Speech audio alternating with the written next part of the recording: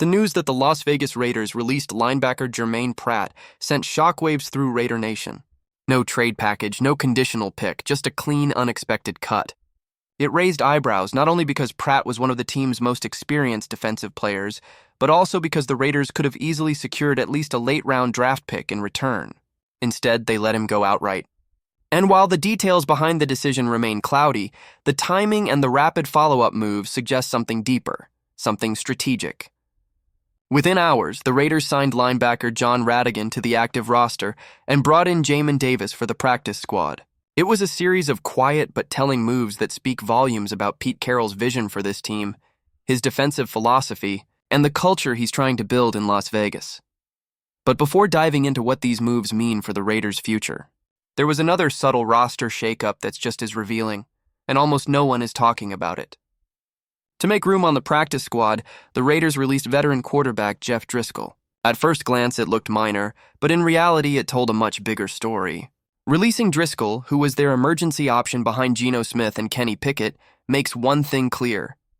The Raiders have no intention of benching Geno Smith anytime soon. They're committed to him for better or worse. With Driscoll gone and Aiden O'Connell still uncertain to return from injury, there's simply no backup plan in motion. Kenny Pickett, while talented, hasn't proven himself capable of leading a team deep into a stretch run. And without any new addition at quarterback, the front office seems to be signaling confidence or desperation that Geno can still right the ship. Of course, rumors are already swirling that the Raiders could explore trade options if Geno struggles again or suffers another setback. The names floating around the market are familiar, but none inspire much optimism. Russell Wilson, for example, continues to surface in trade discussions, but even that idea feels hollow. Wilson has already been benched by his current team, replaced by a rookie, and sits buried on the depth chart behind Shedeur Sanders. If the Broncos don't see value in him anymore, why should Las Vegas? The Raiders passed on Sanders in the draft, despite multiple opportunities, suggesting they don't view him as a franchise-caliber player either. For now, this is Geno Smith's team, and whether fans like it or not, Pete Carroll is giving him every chance to prove he deserves that title.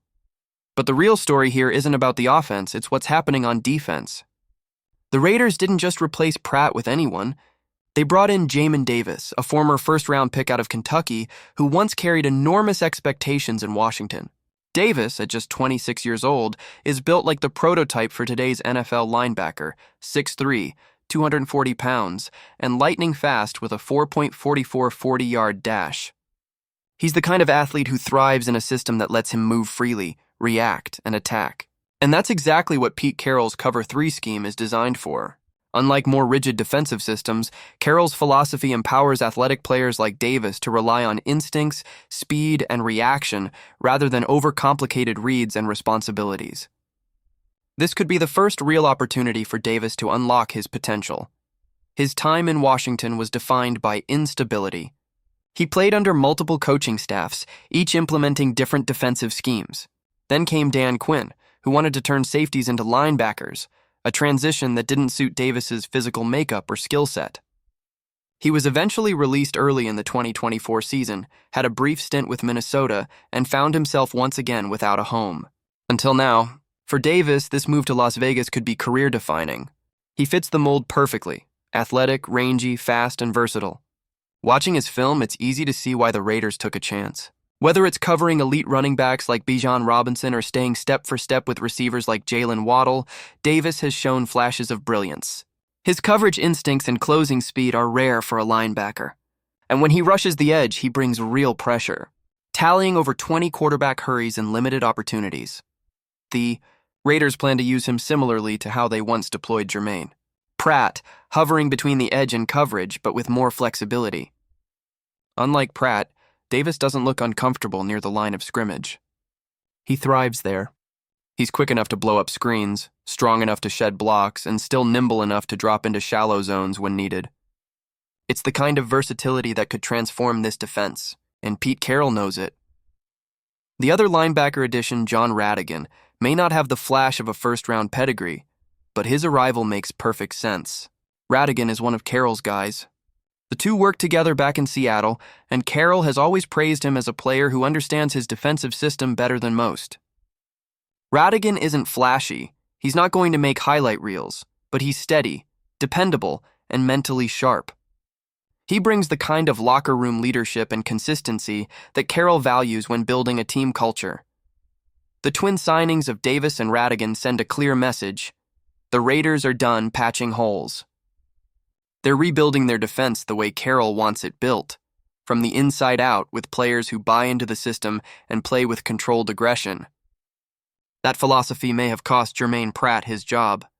Reports indicate that Pratt's release had less to do with performance and more to do with personality conflicts. Sources inside the organization claim Pratt clashed repeatedly with coaches and teammates, pushing back on play calling and expressing frustration about his role. He didn't like playing near the line of scrimmage and wanted to return to a more traditional stacked linebacker role. But Carroll's system demands flexibility, and when Pratt resisted, the relationship fractured. By the time he was released, it wasn't about talent anymore, it was about culture. 2 days later, he was scooped up by the Colts, confirming that his skills were never in question. His fit in Las Vegas simply wasn't right. Meanwhile, on offense, the pressure continues to mount. Geno Smith remains the focal point of both scrutiny and hope. Fans are divided. Some believe he's the problem, others argue he's just a symptom of a team still finding its identity. To be fair, not every turnover has been on him. Of his 9 interceptions this season, 6 came off tipped passes at the line of scrimmage. That's bad luck, not necessarily bad reads. But football doesn't care about excuses, only results. The offense has sputtered far too often, failing to finish drives, and the numbers show it. Yet there's reason for cautious optimism. Tight ends Brock Bowers and Michael Mayer are finally trending toward full health, and their return could change everything. In the only week Bowers was fully healthy, he went for over 100 yards and looked like the elite playmaker this offense desperately needs. Mayer clearing concussion protocol adds another dynamic target that Geno can rely on. When Geno had DK Metcalf and Tyler Lockett in Seattle, he had weapons who made difficult catches look routine. In Las Vegas, his current receivers, Dante Thornton, Jacoby Myers, and Trey Tucker, haven't provided that same level of trust. But with Bowers and Mayer back in the mix, Geno could rediscover that rhythm. For the first time this season, the Raiders might finally have enough firepower to balance their offense with their improving defense. Pete Carroll isn't panicking. If anything, these moves prove he's methodically shaping this team into his image, disciplined, fast, and tough. The Raiders' struggles have been frustrating, no doubt, but Carroll has seen this before. He's been through roster overhauls, locker room tension, and quarterback uncertainty. Through it all, his philosophy remains the same. Build a foundation, instill belief, and let the system work. The upcoming matchup against the Tennessee Titans will tell us everything we need to know about whether that belief still exists in the locker room. This is a winnable game. The Titans have talent, sure, but they're far from dominant.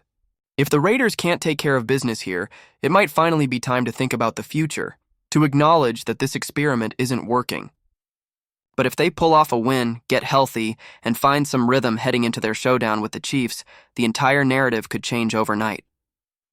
So, Raider Nation, what do you think? Did Pete Carroll make the right call cutting Germaine Pratt? Can Jamon Davis and John Ratigan inject new life into this defense? And most importantly, is Geno Smith still the guy to lead this team out of the storm? Or is it time for the Raiders to start fresh? Let me know what you think in the comments below. And if you're new here, make sure to like this video, subscribe, and hit that notification bell so you don't miss any updates. Because no matter what happens next, one thing's for sure.